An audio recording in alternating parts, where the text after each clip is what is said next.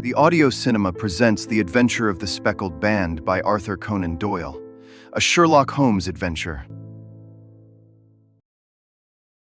On glancing over my notes of the 70-odd cases in which I have during the last 8 years studied the methods of my friend Sherlock Holmes, I find many tragic, some comic, a large number merely strange, but none commonplace.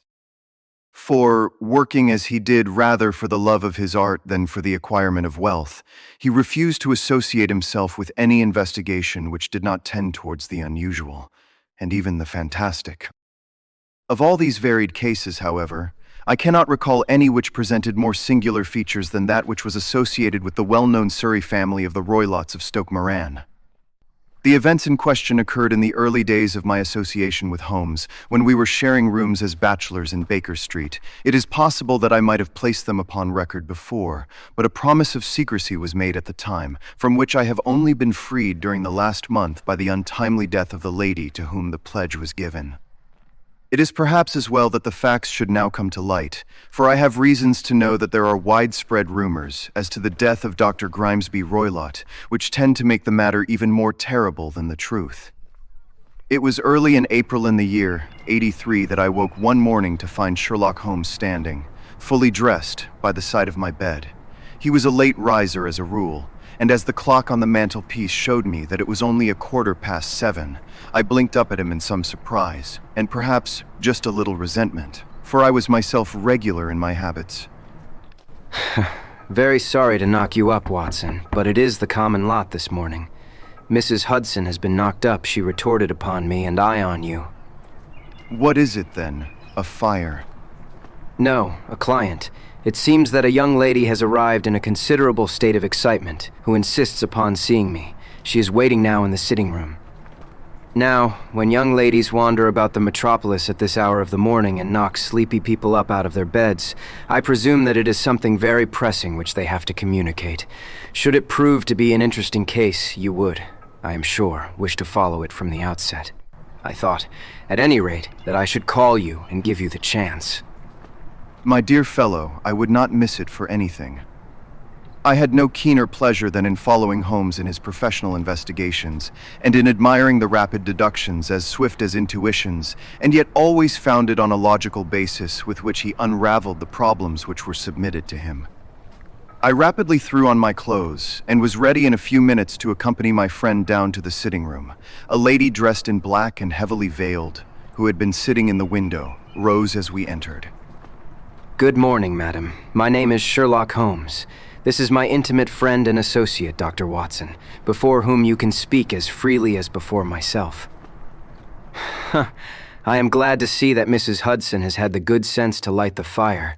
Pray draw up to it, and I shall order you a cup of hot coffee, for I observe that you are shivering. It is not cold, which makes me shiver. What, then? It is fear, Mr. Holmes. It is terror. She raised her veil as she spoke, and we could see that she was indeed in a pitiable state of agitation, her face all drawn and gray, with restless, frightened eyes, like those of some hunted animal. Her features and figure were those of a woman of 30, but her hair was shot with premature gray, and her expression was weary and haggard. Sherlock Holmes ran her over with one of his quick, all-comprehensive glances. You must not fear. We shall soon set matters right, I have no doubt. You have come in by train this morning, I see. You know me, then? No, but I observe the second half of a return ticket in the palm of your left glove. You must have started early, and yet you had a good drive in a dog cart along heavy roads before you reached the station. The lady gave a violent start and stared in bewilderment at my companion. There is no mystery, my dear madam. The left arm of your jacket is spattered with mud in no less than 7 places. The marks are perfectly fresh.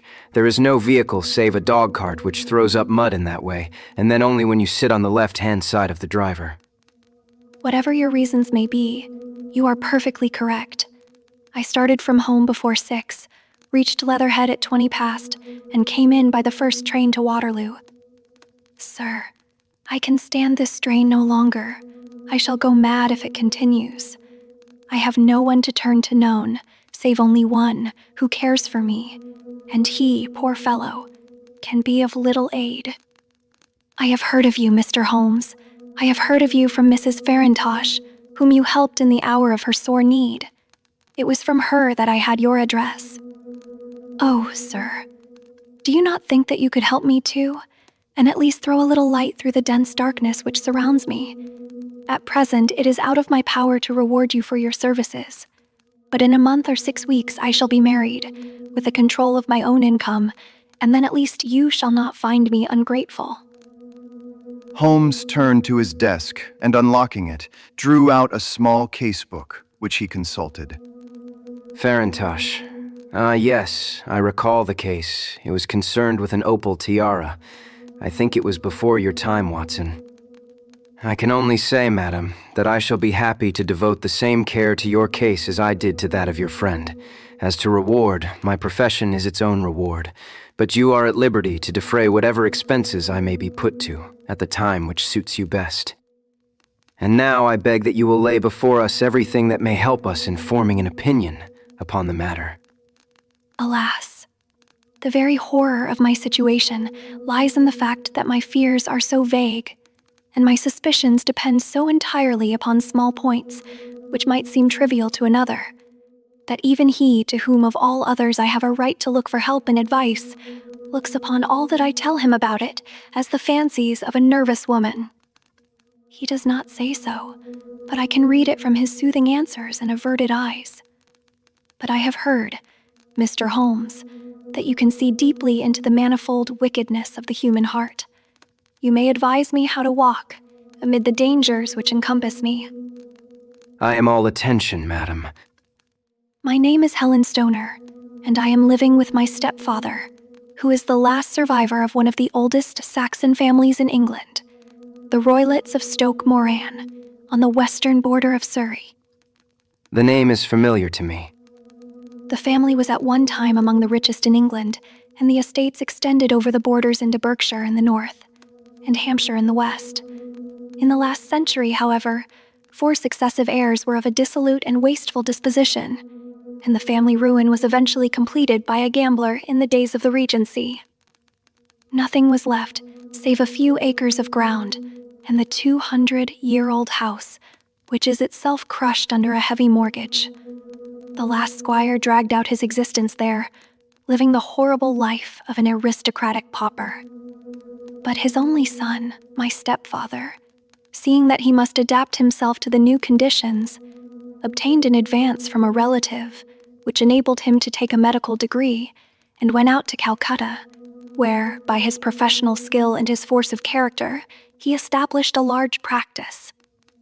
In a fit of anger, however, caused by some robberies which had been perpetrated in the house, he beat his native butler to death and narrowly escaped a capital sentence. As it was, he suffered a long term of imprisonment, and afterwards returned to England a morose and disappointed man. When Dr. Roylott was in India, he married my mother, Mrs. Stoner, the young widow of Major General Stoner of the Bengal Artillery. My sister Julia and I were twins, and we were only 2 years old at the time of my mother's remarriage. She had a considerable sum of money, not less than £1,000 a year, and this she bequeathed to Dr. Roylott entirely while we resided with him, with a provision that a certain annual sum should be allowed to each of us in the event of our marriage.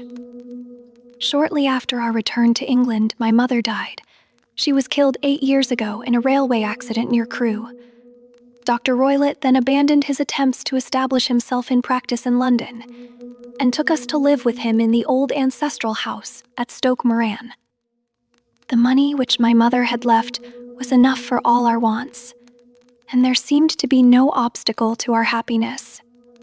But a terrible change came over our stepfather about this time. Instead of making friends and exchanging visits with our neighbors, who had at first been overjoyed to see a Roylott of Stoke Moran back in the old family seat, he shut himself up in his house and seldom came out, save to indulge in ferocious quarrels with whoever might cross his path. Violence of temper approaching to mania has been hereditary in the men of the family, and in my stepfather's case it had, I believe, been intensified by his long residence in the tropics. A series of disgraceful brawls took place, two of which ended in the police court, until at last he became the terror of the village, and the folks would fly at his approach. For he is a man of immense strength, and absolutely uncontrollable in his anger. Last week, he hurled the local blacksmith over a parapet into a stream, and it was only by paying over all the money which I could gather together that I was able to avert another public exposure. He had no friends at all, save the wandering gypsies, and he would give these vagabonds leave to encamp upon the few acres of bramble-covered land which represent the family estate, and would accept in return the hospitality of their tents, wandering away with them sometimes for weeks on end. He has a passion also for Indian animals, which are sent over to him by a correspondent, and he has at this moment a cheetah and a baboon, which wander freely over his grounds and are feared by the villagers almost as much as their master. You can imagine from what I say that my poor sister Julia and I had no great pleasure in our lives. No servant would stay with us, and for a long time we did all the work of the house. She was but 30 at the time of her death, and yet her hair had already begun to whiten, even as mine has. Your sister is dead, then? She died just 2 years ago, and it is of her death that I wish to speak to you. You can understand that, living the life which I have described, we were little likely to see anyone of our own age and position. We had, however, an aunt, my mother's maiden sister, Miss Honoria Westvale, who lives near Harrow, and we were occasionally allowed to pay short visits at this lady's house. Julia went there at Christmas 2 years ago, and met there a half-pay major of Marines, to whom she became engaged. My stepfather learned of the engagement when my sister returned, and offered no objection to the marriage. But within a fortnight of the day which had been fixed for the wedding, the terrible event occurred, which has deprived me of my only companion. Sherlock Holmes had been leaning back in his chair with his eyes closed and his head sunk in a cushion, but he half opened his lids now and glanced across at his visitor. Pray be precise as to details. It is easy for me to be so, for every event of that dreadful time is seared into my memory. The manor house is, as I have already said, very old, and only one wing is now inhabited. The bedrooms in this wing are on the ground floor, the sitting rooms being in the central block of the buildings. Of these bedrooms, the first is Dr. Roylott's, the second my sister's, and the third my own. There is no communication between them, but they all open out into the same corridor. Do I make myself plain? Perfectly so. The windows of the 3 rooms open out upon the lawn. That fatal night Dr. Roylott had gone to his room early, though we knew that he had not retired to rest, for my sister was troubled by the smell of the strong Indian cigars which it was his custom to smoke. She left her room, therefore, and came into mine, where she sat for some time, chatting about her approaching wedding. At 11 o'clock she rose to leave me, but she paused at the door and looked back. Tell me, Helen, have you ever heard anyone whistle in the dead of the night? Never. I suppose that you could not possibly whistle yourself in your sleep. Certainly not. But why? Because during the last few nights I have always, about 3 in the morning, heard a low, clear whistle. I am a light sleeper, and it has awakened me.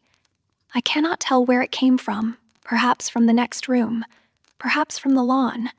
I thought that I would just ask you whether you had heard it. No, I have not. It must be those wretched gypsies in the plantation. Very likely, and yet, if it were on the lawn, I wonder that you did not hear it also. But I sleep more heavily than you. Well, it is of no great consequence. At any rate, she smiled back at me, closed my door, and a few moments later I heard her key turn in the lock. Indeed. Was it your custom always to lock yourselves in at night? Always. And why? I think that I mentioned to you that the doctor kept a cheetah and a baboon. We had no feeling of security unless our doors were locked. Quite so. Pray proceed with your statement. I could not sleep that night. A vague feeling of impending misfortune impressed me. My sister and I, you will recollect, were twins, and you know how subtle are the links which bind two souls which are so closely allied. It was a wild night. The wind was howling outside, and the rain was beating and splashing against the windows. Suddenly, amid all the hubbub of the gale, there burst forth the wild scream of a terrified woman. I knew that it was my sister's voice. I sprang from my bed, wrapped a shawl round me, and rushed into the corridor. As I opened my door, I seemed to hear a low whistle, such as my sister described, and a few moments later a clanging sound, as if a mass of metal had fallen. As I ran down the passage, my sister's door was unlocked and revolved slowly upon its hinges. I stared at it horror-stricken, not knowing what was about to issue from it. By the light of the corridor lamp, I saw my sister appear at the opening, her face blanched with terror, her hands groping for help, her whole figure swaying to and fro like that of a drunkard. I ran to her and threw my arms round her, but at that moment her knees seemed to give way and she fell to the ground. She writhed as one who is in terrible pain, and her limbs were dreadfully convulsed. At first I thought that she had not recognized me, but as I bent over her, she suddenly shrieked out in a voice which I shall never forget, "Oh, my God, Helen, it was the band, the Speckled band." There was something else which she would fain have said, and she stabbed with her finger into the air in the direction of the doctor's room. But a fresh convulsion seized her and choked her words. I rushed out, calling loudly for my stepfather, and I met him hastening from his room in his dressing gown. When he reached my sister's side, she was unconscious, and though he poured brandy down her throat and sent for medical aid from the village, all efforts were in vain, for she slowly sank and died, without having recovered her consciousness. Such was the dreadful end of my beloved sister. One moment. Are you sure about this whistle and metallic sound? Could you swear to it? That was what the county coroner asked me at the inquiry. It is my strong impression that I heard it, and yet, among the crash of the gale and the creaking of an old house, I may possibly have been deceived. Was your sister dressed? No. She was in her nightdress. In her right hand was found the charred stump of a match, and in her left a matchbox. Showing that she had struck a light and looked about her when the alarm took place. That is important. And what conclusions did the coroner come to? He investigated the case with great care, for Dr. Roylett's conduct had long been notorious in the county, but he was unable to find any satisfactory cause of death. My evidence showed that the door had been fastened upon the inner side, and the windows were blocked by old-fashioned shutters with broad iron bars, which were secured every night. The walls were carefully sounded and were shown to be quite solid all round, and the flooring was also thoroughly examined, with the same result. The chimney is wide, but is barred up by 4 large staples. It is certain, therefore, that my sister was quite alone when she met her end. Besides, there were no marks of any violence upon her. How about poison? The doctors examined her for it, but without success. What do you think that this unfortunate lady died of, then? It is my belief that she died of pure fear and nervous shock, though what it was that frightened her I cannot imagine. Were there gypsies in the plantation at the time? Yes, there are nearly always some there. And what did you gather from this allusion to a speckled band? Sometimes I have thought that it was merely the wild talk of delirium. Sometimes that it may have referred to some band of people, perhaps to these very gypsies in the plantation. I do not know whether the spotted handkerchiefs which so many of them wear over their heads might have suggested the strange adjective which she used. Holmes shook his head like a man who is far from being satisfied. These are very deep waters. Pray, go on with your narrative. 2 years have passed since then, and my life has been until lately lonelier than ever. A month ago, however, a dear friend, whom I have known for many years, has done me the honor to ask my hand in marriage. His name is Armitage, Percy Armitage, the second son of Mr. Armitage of Cranewater, near Reading. My stepfather has offered no opposition to the match, and we are to be married in the course of the spring. 2 days ago, some repairs were started in the west wing of the building, and my bedroom wall has been pierced, so that I have had to move into the chamber in which my sister died, and to sleep in the very bed in which she slept. Imagine, then, my thrill of terror when last night, as I lay awake, thinking over her terrible fate, I suddenly heard in the silence of the night the low whistle which had been the herald of her own death. I sprang up and lit a lamp, but nothing was to be seen in the room. I was too shaken to go to bed again, however, so I dressed, and as soon as it was daylight, I slipped down, got a dog cart at the Crown Inn, which is opposite, and drove to Leatherhead, from whence I have come on this morning with the one object of seeing you and asking your advice. You have done wisely, but have you told me all? Yes, all. Miss Roylott, you have not. You are screening your stepfather. Why? What do you mean? For answer, Holmes pushed back the frill of black lace which fringed the hand that lay upon our visitor's knee. 5 little livid spots, the marks of 4 fingers and a thumb, were printed upon the white wrist. You have been cruelly used. He is a hard man, and perhaps he hardly knows his own strength. There was a long silence, during which Holmes leaned his chin upon his hands and stared into the crackling fire. This is a very deep business. There are 1,000 details which I should desire to know before I decide upon our course of action, yet we have not a moment to lose.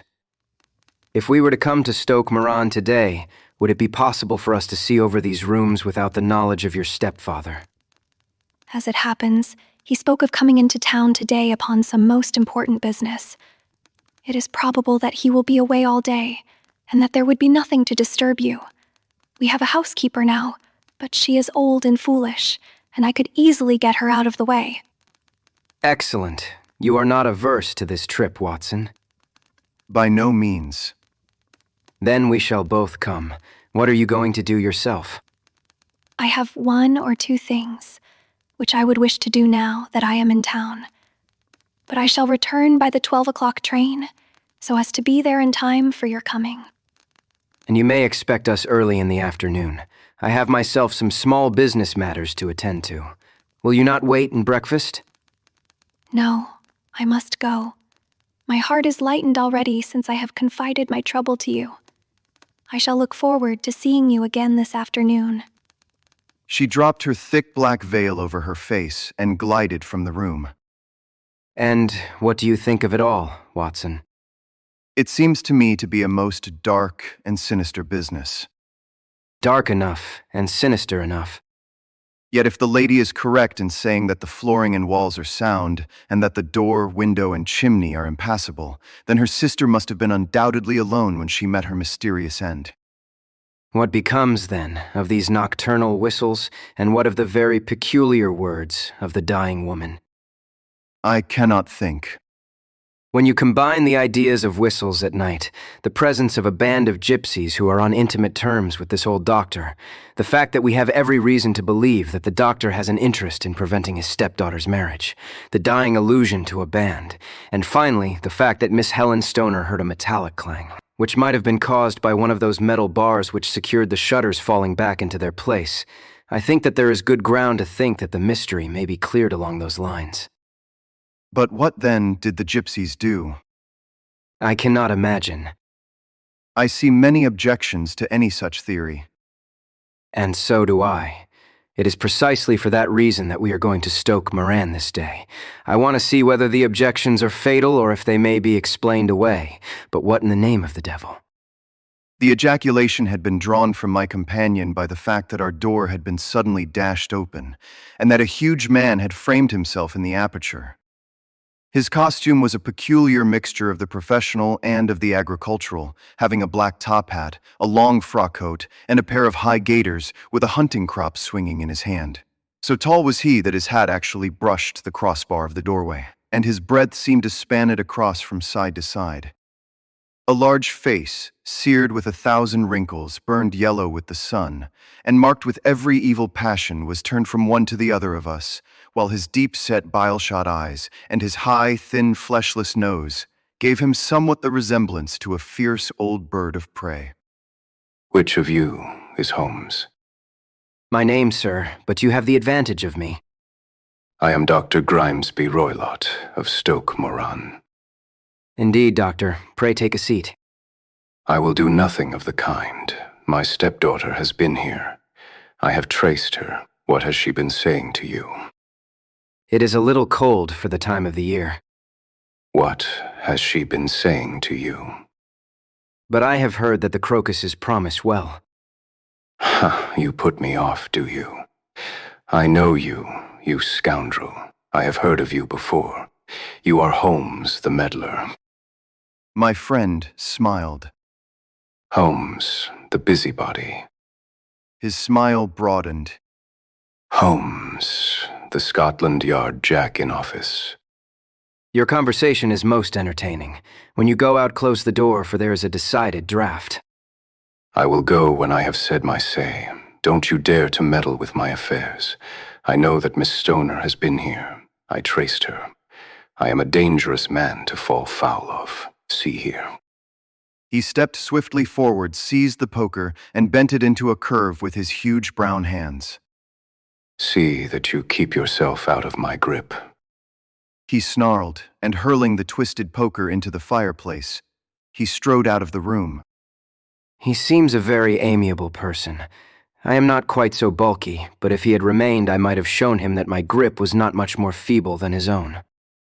As he spoke, he picked up the steel poker, and with a sudden effort straightened it out again. Fancy his having the insolence to confound me with the official detective force.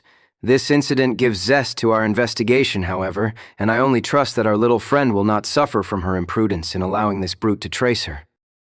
And now, Watson, we shall order breakfast, and afterwards I shall walk down to Doctor's Commons, where I hope to get some data which may help us in this matter. It was nearly 1 o'clock when Sherlock Holmes returned from his excursion. He held in his hand a sheet of blue paper, scrawled over with notes and figures. I have seen the will of the deceased wife. To determine its exact meaning, I have been obliged to work out the present prices of the investments with which it is concerned. The total income, which at the time of the wife's death was little short of £1,100, is now, through the fall in agricultural prices, not more than £750. Each daughter can claim an income of £250 in case of marriage. It is evident, therefore, that if both girls had married, this beauty would have had a mere pittance, while even one of them would cripple him to a very serious extent. My morning's work has not been wasted, since it has proved that he has the very strongest motives for standing in the way of anything of the sort. And now, Watson, this is too serious for dawdling, especially as the old man is aware that we are interesting ourselves in his affairs. So if you are ready, we shall call a cab and drive to Waterloo. I should be very much obliged if you would slip your revolver into your pocket, and Ellie's number. 2 is an excellent argument with gentlemen who can twist steel pokers into knots. That and a toothbrush are, I think, all that we need. At Waterloo, we were fortunate in catching a train for Leatherhead, where we hired a trap at the station inn and drove for 4 or 5 miles through the lovely Surrey lanes. It was a perfect day with a bright sun and a few fleecy clouds in the heavens. The trees and wayside hedges were just throwing out their first green shoots, and the air was full of the pleasant smell of the moist earth. To me, at least, there was a strange contrast between the sweet promise of the spring and this sinister quest upon which we were engaged. My companion sat in the front of the trap, his arms folded, his hat pulled down over his eyes, and his chin sunk upon his breast, buried in the deepest thought. Suddenly, however, he tapped me on the shoulder and pointed over the meadows. Look there. A heavily timbered park stretched up in a gentle slope, thickening into a grove at the highest point. From amid the branches there jutted out the gray gables and high roof tree of a very old mansion. Stoke Moran. Yes, sir, that be the house of Dr. Grimesby Roylott, remarked the driver. There is some building going on there. That is where we are going. There is the village, said the driver, pointing to a cluster of roofs some distance to the left, but if you want to get to the house, you'll find it shorter to get over this stile, and so by the footpath over the fields. There it is, where the lady is walking. And the lady, I fancy, is Miss Stoner. Yes, I think we had better do as you suggest. We got off, paid our fare, and the trap rattled back on its way to Leatherhead. I thought it as well that this fellow should think we had come here as architects, or on some definite business. It may stop his gossip. Good afternoon, Miss Stoner. You see that we have been as good as our word. Our client of the morning had hurried forward to meet us with a face which spoke her joy. I have been waiting so eagerly for you. All has turned out splendidly. Dr. Roylott has gone to town, and it is unlikely that he will be back before evening. We have had the pleasure of making the doctor's acquaintance, said Holmes, and in a few words he sketched out what had occurred. Miss Stoner turned white to the lips as she listened. Good heavens. He has followed me, then. So, it appears. He is so cunning that I never know when I am safe from him. What will he say when he returns? He must guard himself, for he may find that there is someone more cunning than himself upon his track. You must lock yourself up from him tonight. If he is violent, we shall take you away to your aunt's at Harrow. Now, we must make the best use of our time, so kindly take us at once to the rooms which we are to examine. The building was of gray, lichen-blotched stone with a high central portion and two curving wings, like the claws of a crab thrown out on each side. In one of these wings, the windows were broken and blocked with wooden boards, while the roof was partly caved in, a picture of ruin. The central portion was in little better repair, but the right-hand block was comparatively modern, and the blinds in the windows with the blue smoke curling up from the chimneys showed that this was where the family resided. Some scaffolding had been erected against the end wall, and the stonework had been broken into, but there were no signs of any workmen at the moment of our visit. Holmes walked slowly up and down the ill-trimmed lawn, and examined with deep attention the outsides of the windows. This, I take it, belongs to the room in which you used to sleep, the center one to your sister's, and the one next to the main building to Dr. Roylott's chamber. Exactly so. But I am now sleeping in the middle one. Pending the alterations, as I understand. By the way, there does not seem to be any very pressing need for repairs at that end wall. There were none. I believe that it was an excuse to move me from my room. Ah, that is suggestive. Now, on the other side of this narrow wing runs the corridor from which these three rooms open. There are windows in it, of course. Yes, but very small ones. Too narrow for anyone to pass through. As you both locked your doors at night, your rooms were unapproachable from that side. Now, would you have the kindness to go into your room and bar your shutters? Miss Stoner did so, and Holmes, after a careful examination through the open window, endeavored in every way to force the shutter open, but without success. There was no slit through which a knife could be passed to raise the bar. Then, with his lens, he tested the hinges, but they were of solid iron built firmly into the massive masonry. My theory certainly presents some difficulties. No one could pass these shutters if they were bolted.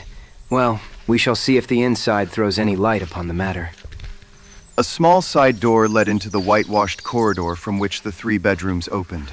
Holmes refused to examine the third chamber, so we passed at once to the second, that in which Miss Stoner was now sleeping, and in which her sister had met with her fate.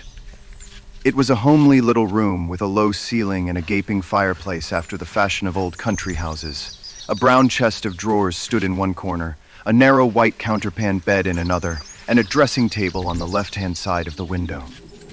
These articles with two small wickerwork chairs made up all the furniture in the room, save for a square of Wilton carpet in the center.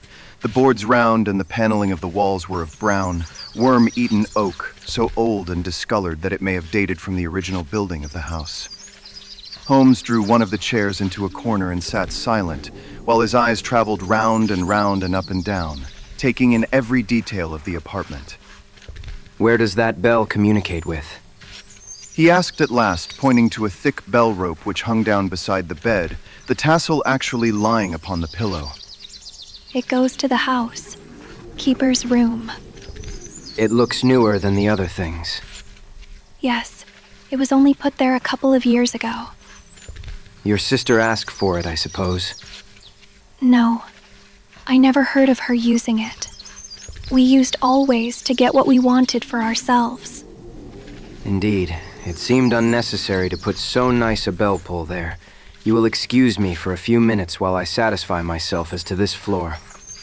He threw himself down upon his face with his lens in his hand and crawled swiftly backward and forward, examining minutely the cracks between the boards. Then he did the same with the woodwork with which the chamber was paneled. Finally, he walked over to the bed and spent some time in staring at it, and in running his eye up and down the wall. Finally, he took the bell rope in his hand and gave it a brisk tug. Why? It is a dummy. Won't it ring? No, it is not even attached to a wire. This is very interesting. You can see now that it is fastened to a hook just above where the little opening for the ventilator is. How very absurd. I never noticed that before. Very strange. There are one or two very singular points about this room. For example, what a fool a builder must be to open a ventilator into another room, when, with the same trouble, he might have communicated with the outside air. That is also quite modern. Done about the same time as the bell rope? Yes. There were several little changes carried out about that time. They seem to have been of a most interesting character dummy bell ropes and ventilators which do not ventilate. With your permission, Miss Stoner, we shall now carry our researches into the inner apartment. Dr. Grimesby Roylott's chamber was larger than that of his stepdaughter, but was as plainly furnished. A camp bed, a small wooden shelf full of books, mostly of a technical character, an armchair beside the bed, a plain wooden chair against the wall, a round table, and a large iron safe were the principal things which met the eye. Holmes walked slowly round and examined each and all of them with the keenest interest. What is in here? He asked, tapping the safe. My stepfather's business papers. Oh, you have seen inside then? Only once, some years ago. I remember that it was full of papers. There isn't a cat in it, for example. Number? What a strange idea. Well, look at this. He took up a small saucer of milk, which stood on the top of it. No, we don't keep a cat. But there is a cheetah and a baboon.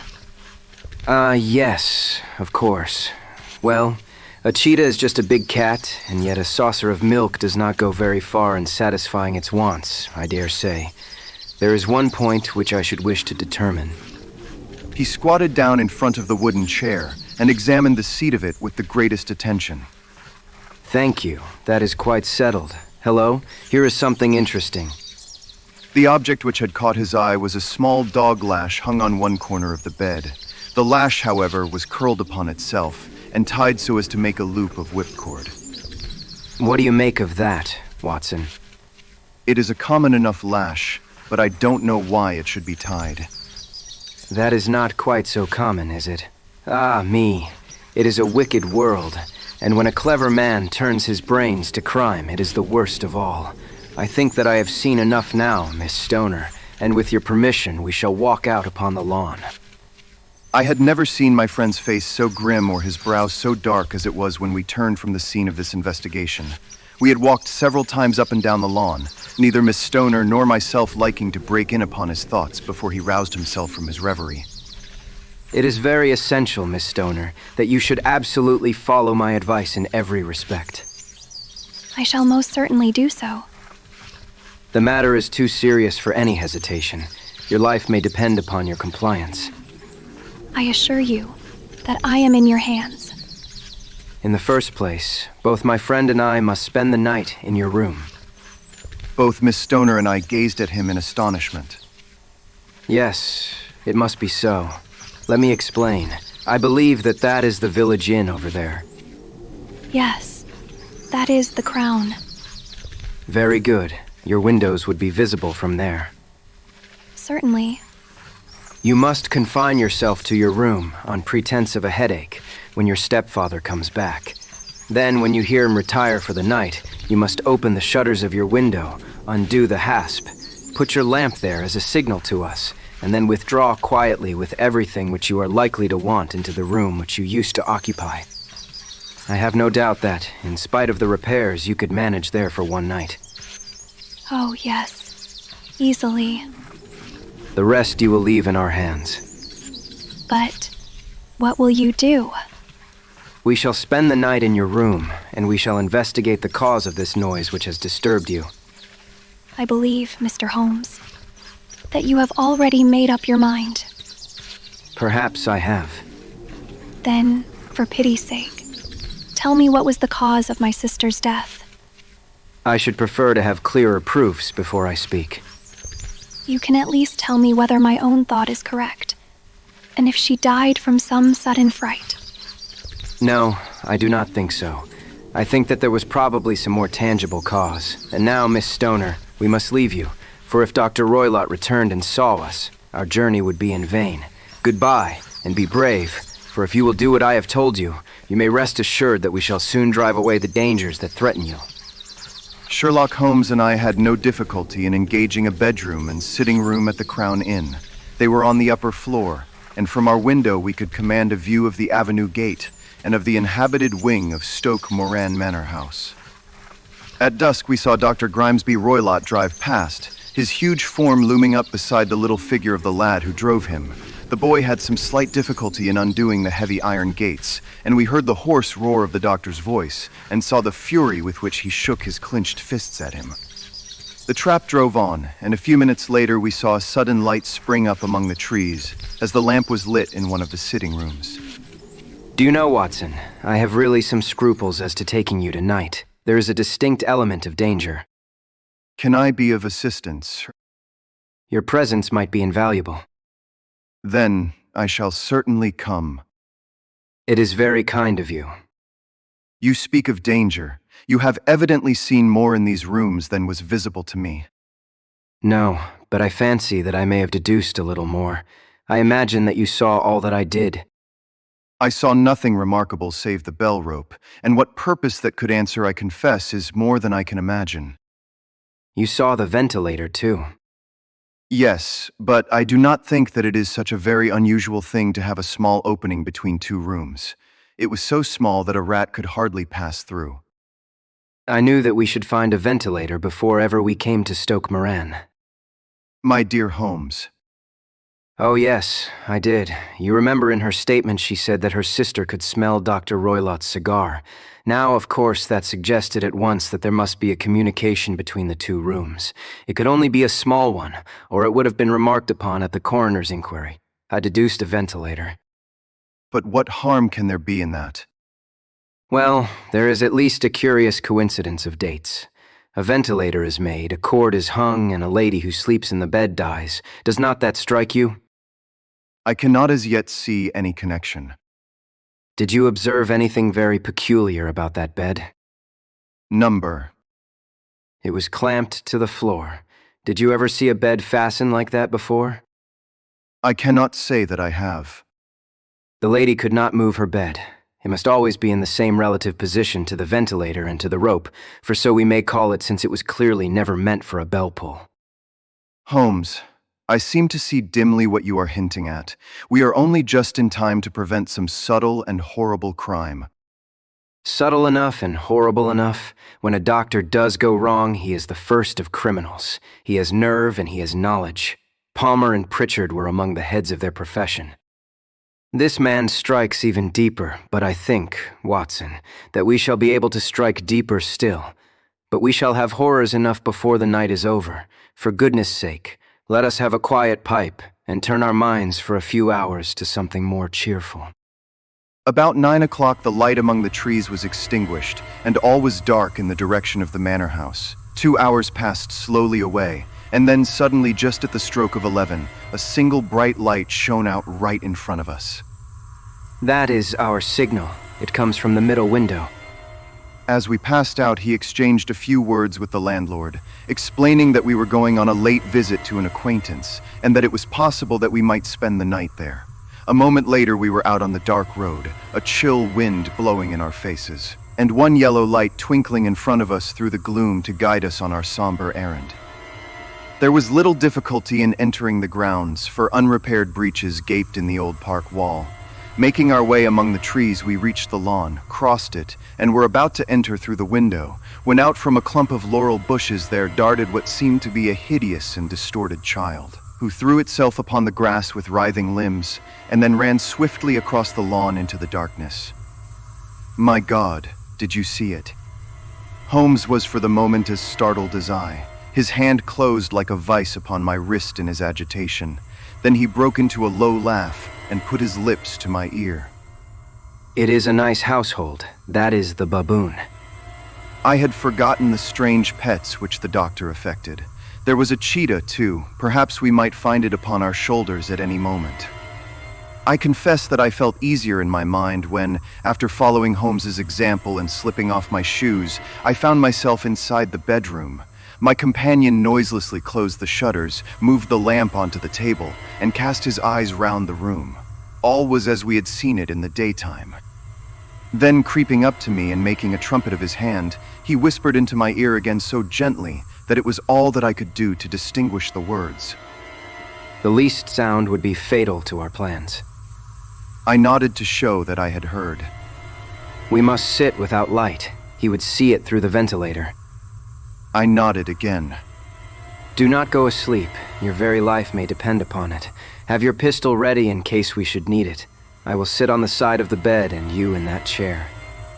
I took out my revolver and laid it on the corner of the table. Holmes had brought up a long, thin cane, and this he placed upon the bed beside him. By it he laid the box of matches and the stump of a candle. Then he turned down the lamp, and we were left in darkness. How shall I ever forget that dreadful vigil? I could not hear a sound, not even the drawing of a breath, and yet I knew that my companion sat open-eyed within a few feet of me, in the same state of nervous tension in which I was myself. The shutters cut off the least ray of light, and we waited in absolute darkness. From outside came the occasional cry of a night bird, and once at our very window a long-drawn cat-like whine, which told us that the cheetah was indeed at liberty. Far away we could hear the deep tones of the parish clock, which boomed out every quarter of an hour. How long they seemed, those quarters. 12 struck, and 1 and 2 and 3, and still we sat waiting silently for whatever might befall. Suddenly, there was the momentary gleam of a light up in the direction of the ventilator, which vanished immediately, but was succeeded by a strong smell of burning oil and heated metal. Someone in the next room had lit a dark lantern. I heard a gentle sound of movement, and then all was silent once more, though the smell grew stronger. For half an hour I sat with straining ears. Then suddenly another sound became audible, a very gentle, soothing sound, like that of a small jet of steam escaping continually from a kettle. The instant that we heard it, Holmes sprang from the bed, struck a match, and lashed furiously with his cane at the bell pull. You see it, Watson. You see it. But I saw nothing. At the moment when Holmes struck the light, I heard a low, clear whistle, but the sudden glare flashing into my weary eyes made it impossible for me to tell what it was at which my friend lashed so savagely. I could, however, see that his face was deadly pale and filled with horror and loathing. He had ceased to strike and was gazing up at the ventilator, when suddenly there broke from the silence of the night the most horrible cry to which I have ever listened. It swelled up louder and louder, a hoarse yell of pain and fear and anger all mingled in the one dreadful shriek. They say that away down in the village, and even in the distant parsonage, that cry raised the sleepers from their beds. It struck cold to our hearts, and I stood gazing at Holmes, and he at me until the last echoes of it had died away into the silence from which it rose. What can it mean? It means that it is all over, and perhaps, after all, it is for the best. Take your pistol, and we will enter Dr. Roylott's room. With a grave face, he lit the lamp and led the way down the corridor. Twice he struck at the chamber door without any reply from within. Then he turned the handle and entered, I at his heels, with the cocked pistol in my hand. It was a singular sight which met our eyes. On the table stood a dark lantern with the shutter half open, throwing a brilliant beam of light upon the iron safe, the door of which was ajar. Beside this table, on the wooden chair, sat Dr. Grimesby Roylott, clad in a long gray dressing gown. his bare ankles protruding beneath and his feet thrust into red heelless Turkish slippers. Across his lap lay the short stock with the long lash which we had noticed during the day. His chin was cocked upward and his eyes were fixed in a dreadful, rigid stare at the corner of the ceiling. Round his brow he had a peculiar yellow band, with brownish speckles, which seemed to be bound tightly round his head. As we entered, he made neither sound nor motion. The band, the speckled band. I took a step forward. In an instant, his strange headgear began to move, and there reared itself from among his hair the squat diamond-shaped head and puffed neck of a loathsome serpent. It is a swamp adder, the deadliest snake in India. He has died within 10 seconds of being bitten. Violence does, in truth, recoil upon the violent, and the schemer falls into the pit which he digs for another. Let us thrust this creature back into its den, and we can then remove Miss Stoner to some place of shelter and let the county police know what has happened. As he spoke, he drew the dog whip swiftly from the dead man's lap, and throwing the noose round the reptile's neck, he drew it from its horrid perch, and carrying it at arm's length, threw it into the iron safe, which he closed upon it. Such are the true facts of the death of Dr. Grimesby Roylott of Stoke Moran. It is not necessary that I should prolong a narrative which has already run to too great a length, by telling how we broke the sad news to the terrified girl, how we conveyed her by the morning train to the care of her good aunt at Harrow. Of how the slow process of official inquiry came to the conclusion that the doctor met his fate while indiscreetly playing with a dangerous pet.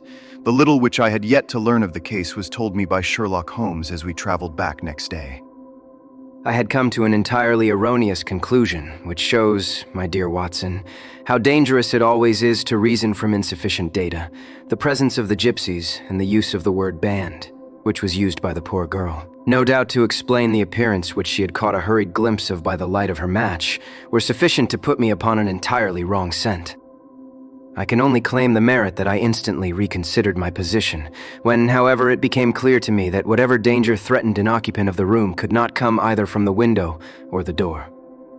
My attention was speedily drawn, as I have already remarked to you, to this ventilator and to the bell rope which hung down to the bed. The discovery that this was a dummy and that the bed was clamped to the floor instantly gave rise to the suspicion that the rope was there as bridge for something passing through the hole and coming to the bed. The idea of a snake instantly occurred to me, and when I coupled it with my knowledge that the doctor was furnished with a supply of creatures from India, I felt that I was probably on the right track. The idea of using a form of poison which could not possibly be discovered by any chemical test was just such a one as would occur to a clever and ruthless man who had had an Eastern training. The rapidity with which such a poison would take effect would also, from his point of view, be an advantage.